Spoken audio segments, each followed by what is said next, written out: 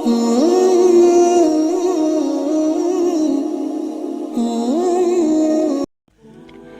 اللہ الرحمن الرحیم۔ السلام علیکم ناظرین، کیسے ہیں آپ؟ امید کرتی ہوں سب خیر سے ہوں گے۔ آج کا ہمارا قصہ ہے ایک شہزادی اور ایک لکڑہارے کا۔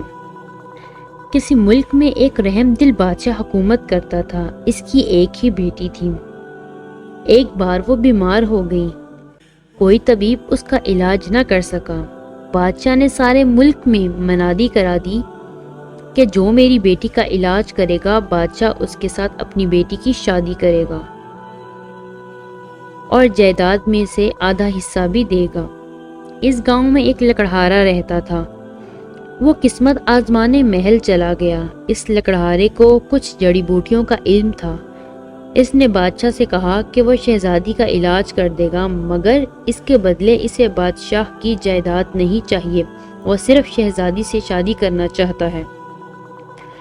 وہ شہزادی کو اپنے ساتھ اپنی جھونپڑی میں ہی رکھے گا۔ بادشاہ مجبور تھا۔ اس نے شرط مان لی۔ چنانچہ 2 دن کے علاج کے بعد شہزادی صحت یاب ہو گئی۔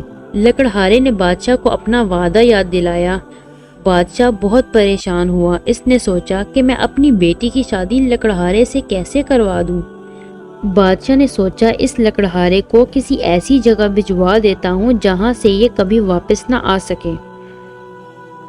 وہ روز لکڑہارے کو کسی بہانے سے دور دراز بھیجتا، لیکن لکڑہارا اتنا پھرتیلا تھا کہ شام تک واپس لوٹ آتا۔ شہزادی نے بادشاہ کو سمجھایا بھی کہ وعدہ خلافی نہیں کرنی چاہیے، مگر بادشاہ کو اپنی اکلوتی بیٹی سے بہت محبت تھی۔ وہ نہیں چاہتا تھا کہ اس کی بیٹی تکلیفیں برداشت کرے۔ بادشاہ بہت پریشان تھا۔ پھر اسے ایک ترکیب سوجھی۔ اس نے لکڑہارے سے کہا، جاؤ سمندر کی تہ میں سے جو ہیرے ہوتے ہیں وہ لے کر آؤ۔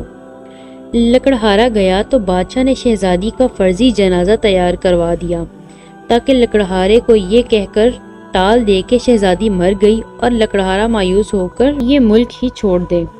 لکڑہارا پانی میں تیرنا بھی جانتا تھا۔ اس نے چند ہی دنوں میں سمندر کی تہ سے ہیرے نکال لیے اور محل کی طرف چل پڑا۔ راستے میں شہزادی کا جھوٹ موٹ کا جنازہ لے جایا جا رہا تھا۔ لکڑہارے نے لوگوں سے پوچھا کہ کون فوت ہو گیا ہے۔ اسے بتایا گیا کہ یہ شہزادی کا جنازہ ہے۔ لکڑہارے نے ہیرے پھینک دیے، اس جانب چل پڑا جہاں جنازہ جا رہا تھا، لیکن اس کے پہنچنے میں دیر ہو گئی۔ قبرستان پہنچا تو پتہ چلا کہ شہزادی کو دفنا دیا جا چکا ہے۔ بادشاہ نے دراصل شہزادی کو قبرستان کے قریب ہی ایک جھونپڑی میں رکھا ہوا تھا۔ شہزادی کی دیکھ بھال کے لیے ایک بوڑھی ملازمہ بھی ساتھ تھی۔ رات ہوئی تو شہزادی سو گئی۔ آدھی رات کو قریبی جنگل سے ایک بھیڑیا نکل آیا اور شہزادی پر حملہ کر دیا۔ بوڑھی عورت نے اس پر ڈنڈے برسائے، مگر وہ شہزادی کو گھسیٹتا ہوا جنگل کی طرف لے گیا۔ صبح بادشاہ کو خبر ملی تو اس کے حکم پر سپاہیوں نے سارا جنگل چھان مارا، مگر شہزادی نہ ملی۔ بس کہیں کہیں بھیڑیے کے پیروں کے نشان ملے۔ سب نے یہی کہا کہ جنگلی جانور شہزادی کو کھا چکے ہوں گے۔ بادشاہ بہت پچھتایا کہ اس نے اپنی بیٹی کو غربت کی زندگی سے بچانے کی کوشش میں موت کے منہ میں ڈال دیا۔ دراصل شہزادی مری نہیں تھی۔ جب بھیڑیا اسے کھینچتا ہوا لے کے جا رہا تھا تو راستے میں لکڑہارے نے اسے دیکھ لیا۔ اس نے شہزادی کو بھیڑیے سے بچایا۔ بھیڑیا جنگل کی طرف بھاگ گیا۔ پہلے تو لکڑہارا سمجھا کہ یہ شہزادی کی لاش ہے، لیکن جب اس نے نبض دیکھی تو اسے احساس ہوا کہ شہزادی تو زندہ ہے۔ وہ شہزادی کو اپنی جھونپڑی میں لے گیا، اس کا علاج کیا۔ شہزادی ایک دن بے ہوش رہی۔ جیسے ہی اسے ہوش آیا، لکڑہارا اسے محل لے کر پہنچا۔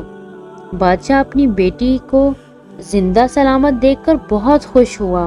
اسے شرمندگی بھی تھی کہ جس لکڑہارے سے اس نے وعدہ خلافی کی، آج اسی نے دوبارہ شہزادی کی جان بچائی۔ اس نے لکڑہارے سے اپنی غلطی کی معافی مانگی اور کہا، میں تو سمجھتا تھا کہ میری بیٹی کو اس محل میں ہی خوشیاں مل سکتی ہیں، لیکن تم نے اپنی جھونپڑی میں اس کی جان بچا کر یہ ثابت کر دیا کہ خوشیاں کبھی دولت سے نہیں خریدی جا سکتی۔ بادشاہ نے شہزادی کی شادی لکڑہارے سے کروا دی اور شہزادی کی خواہش پر اپنی جائیداد کا آدھا حصہ غریبوں میں بانٹ دیا۔ ہاں جی ناظرین، اگر آپ کو یہ قصہ اچھا لگا ہو تو پلیز میرے چینل کو سبسکرائب کریں، لائک کریں۔ اللہ حافظ۔